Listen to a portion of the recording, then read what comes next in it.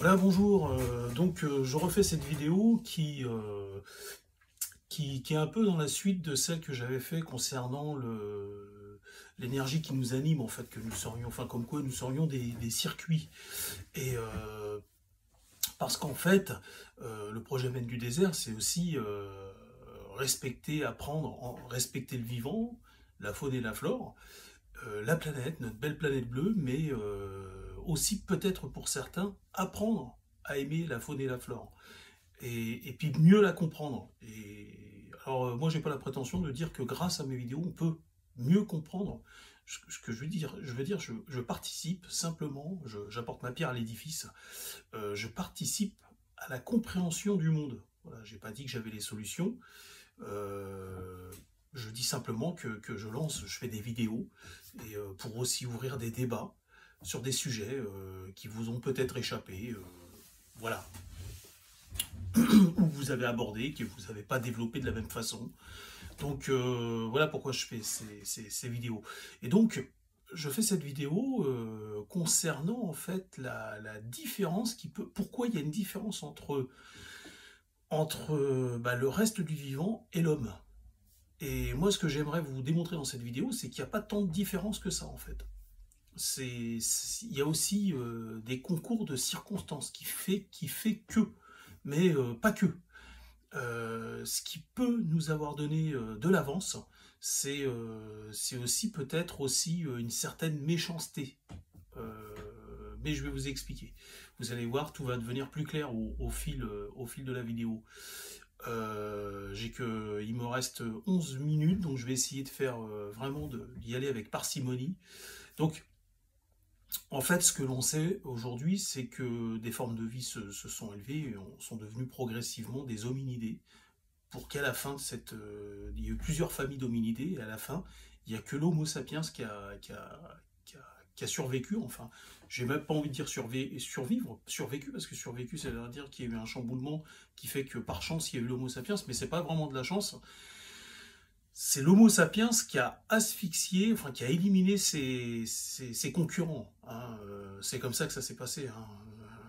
Enfin, de ce qu'on en sait, de ce que les anthropologues en savent, les archéologues, tout ça. Enfin bon, voilà, on a des preuves aujourd'hui. L'Homo sapiens a éliminé la concurrence. Enfin, en tout cas, elle l'a éliminé soit volontairement, soit par une espèce d'asphyxie, c'est-à-dire voilà, c'est une espèce invasive qui empêche le développement des autres, en fait. Et de ce fait, elle les élimine. Et donc, pour en revenir au tout départ, donc il y a les amphibiens, les poissons, les amphibiens, enfin avant les poissons, les arthropodes, mais enfin je ne vais pas tout faire en détail. Il y a eu même les végétaux, hein, la flore est apparue avant la faune. Et donc, il y a eu des lézards, il y a eu les reptiles, après les mammifères, et voilà, ça s'est joué comme ça.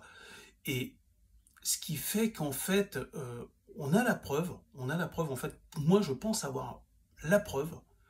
Alors c'est pas moi qui l'ai trouvé, je l'ai trouvé grâce à des gens comme, je crois que c'est Jacques Hublin ou Yves Coppen, mais je connais pas tous les noms. Alors il y a aussi beaucoup de femmes, j'ai une connaissance assez réduite là-dessus, donc il faut pas se fier à ce que je dis, mais en fait c'est des centaines d'hommes et de femmes qui ont découvert des choses.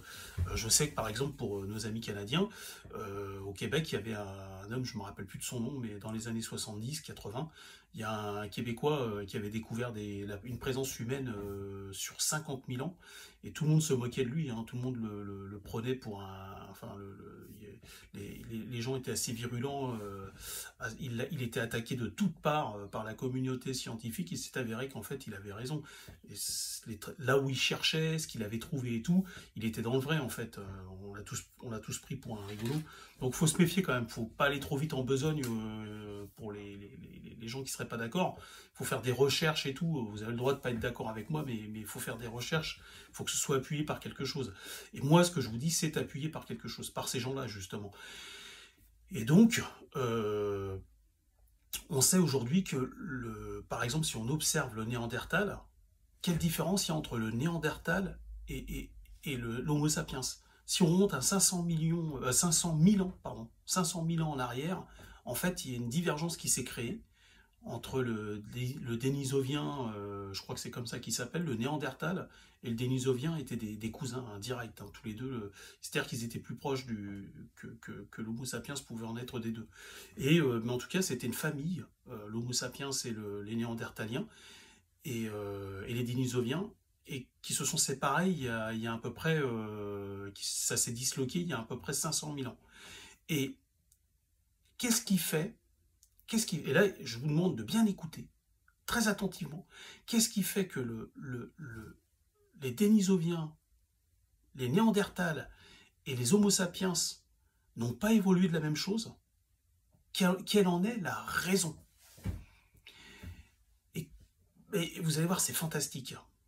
Parce qu'en fait, selon moi, c'est l'environnement. L'environnement. En fait, le cerveau...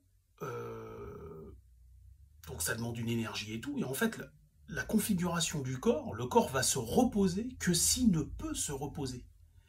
Et le cerveau va se développer que s'il en a l'opportunité. Et donc en fait c'est l'environnement qui fait ce que nous sommes.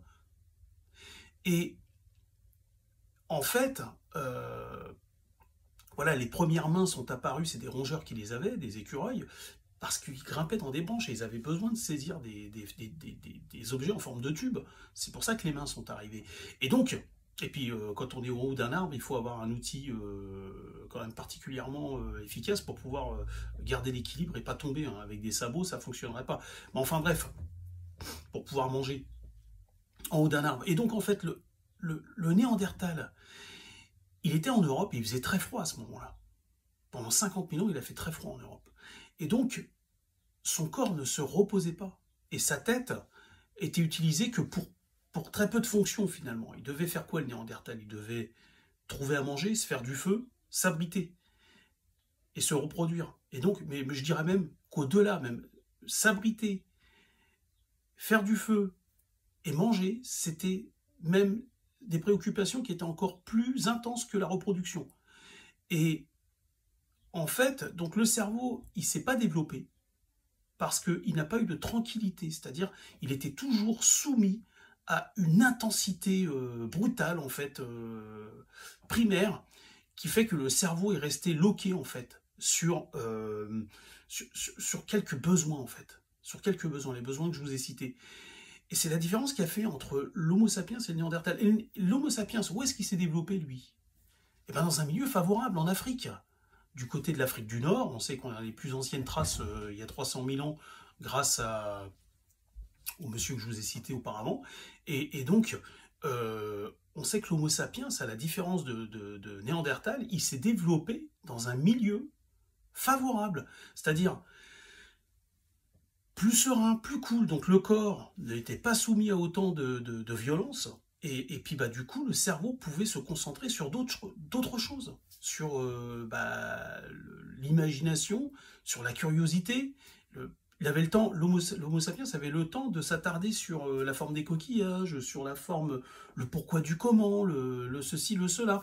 Tandis que le Néandertal n'avait pas le temps de faire ça. Il n'avait pas le temps. Et je pense, selon moi, que c'est la seule raison pour laquelle le Néandertal est resté figé avec le Dénisovien qui évolue à peu près dans les mêmes latitudes, au-dessus enfin à la hauteur du 43e, 45e parallèle, tandis que l'Homo sapiens, lui, était vraiment, on va dire, au Club Med, hein, si on peut considérer les deux choses pareilles. Et donc, on a là la preuve, en fait, que deux hominidés qui partent sur les mêmes bases, avec l'environnement dans lequel ils vivent, ne deviennent pas les mêmes. Il y en a un qui peut s'élever, il y en a un qui reste figé entre l'état primaire et l'état d'humain, en fait. Enfin, à l'état n'arrive pas vraiment à transcender la nature. Il est toujours prisonnier de la nature. On voit qu'il y en a un qui est toujours prisonnier de la nature. Et donc, c'est très intéressant. Enfin, pour moi, c'est très important cette vidéo parce que on comprend en fait l'ensemble du vivant en fait. Si on peut le comparer, si on peut faire ce constat avec deux hominidés, alors on comprend aisément qu'en fait que la plupart des formes de vie qui n'arrivent pas à s'extirper de leur environnement, de la difficulté, de la j'arrive pas à le, je l'ai là, mais j'arrive pas à le sortir. C'est comment expliquer ça? La violence, parce que regardez, demain vous prenez, vous vous mettez, il y a eu des émissions qui ont été faites là-dessus. On vous met tout nu, hein, comme un verre, dans la forêt. Avec le froid et tout, vous allez survivre combien de temps, moi? Même si vous arrivez à vous acclimater, vous n'allez pas pouvoir faire une fonderie et commencer à forger des métaux. Ça se fait pas du jour au lendemain, ça. Donc c'est un processus qui prend des années et des années, même à plusieurs. Donc, ce que je suis en train de vous dire, c'est que une fois que une forme de vie a émergé plus rapidement que les autres, a pu se faire une place, et va empêcher les autres de sortir la tête de l'eau, on va dire, comme ça, les empêche d'évoluer, et que les autres restent prisonnières dans cet environnement, en fait, qui est très très pénible et très dur. Vous prenez par exemple un chat ou un chien, il est chez vous, il est propre et tout, il est nickel, il est même très sociable, vous le relâchez dans la nature, vous allez voir qu'il devient dingue assez rapidement. En tout cas, vous allez vous dire, mais je le reconnais plus, c'est plus le même, il est devenu fou, quoi. En fait, il est, je pense, hein, voilà, c'était excusez-moi, des fois je m'égare un peu, mais vous allez voir, c'est tellement passionnant. Je pense en fait que les animaux sont sauvages, en fait, ils sont agressifs et tout. C'est simplement la nature qui rend fou, en fait. En fait, c'est la nature, c'est pas qui rend fou, c'est que le milieu, la difficulté d'un être vivant, quel qu'il soit, quand il est au sein de la nature, développe une espèce de folie, de schizophrénie, en fait. Et en fait, les animaux n'échappent pas à cette règle, c'est-à-dire qu'ils sont attaqués par des parasites, des tiques, des puces, des poux, toute la journée, ils sont infestés de ces trucs-là. Ils peuvent se blesser, ils sont obligés de penser qu'il y a une chose dans la journée, c'est attraper un repas pour survivre, trouver une mare d'eau pour boire. Et donc, en fait, ils sont prisonniers de ça, ils n'arrivent pas à s'en échapper. Donc, la nature, en fait, l'environnement, tant qu'on n'a pas réussi à s'en désolidariser, ou en tout cas à le maîtriser, c'est l'environnement qui vous forge, en fait. C'est l'environnement qui vous forge. Et ce qui fait que la différence entre l'homme et le reste du vivant, c'est que nous sommes des circuits, mais l'homme, peu à peu, a réussi à se créer un circuit plus performant, et de plus en plus performant, enfin. Après, j'espère que ça serait triste qu'il y ait un plafond. C'est-à-dire qu'on en soit, je pense pas qu'il y ait un plafond. Enfin, en tout cas, s'il y a un plafond, je pense qu'il y a encore une évolution. Il y a encore des stades de l'évolution à franchir. Et je ferai une vidéo là-dessus qui peut paraître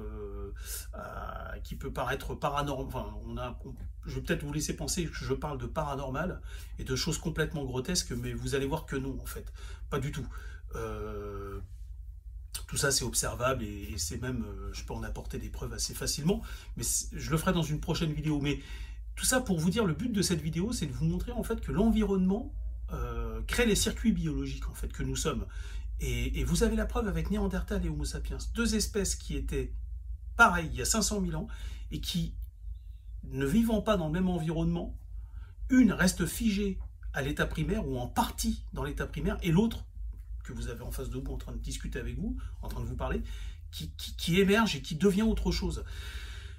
Mais c'est la preuve irréfutable qu'en fait, une forme de vie, moi je vois ça comme un circuit biologique, c'est l'environnement dans lequel il vit qui fait son émergence en fait, qui crée son émergence. Alors je sais ce que vous allez me dire, ouais, mais les crocodiles, ils se la coulent tous toute la journée et pourtant ils sont toujours allongés à plat ventre et tout. Bah oui, parce que bon, après il y a des formes de vie, il y en a qui se sont spécialisés dans des comment expliquer ça, dans une façon de vivre, une façon de s'alimenter et tout, mais si vous regardez l'origine en fait l'origine en fait des hominidés, si on montre c'est des rongeurs, c'est pas qu'une seule famille en fait, hein, c'est pas qu'une seule famille, hein, c'est qu'il y avait plusieurs familles de lémuriens, et de fil en aiguille, il y en a qui ont évolué plus rapidement que les autres et qui sont devenus des singes primitifs, et après, une fois comme je vous l'expliquais, c'est qu'une fois que les autres espèces ont été pris de vitesse, après elles sont étouffées par les autres. Il n'y a plus de place dans les niches écologiques, elles sont déjà prises, et il n'y a plus de place, donc elles ne peuvent plus s'y placer, en fait. C'est ça qui fait aussi que ça réduit la pyramide, en fait, ou je ne sais pas comment on pourrait dire. Voilà. Je vous dis à bientôt, vous avez compris où je voulais en venir. À bientôt pour la prochaine vidéo.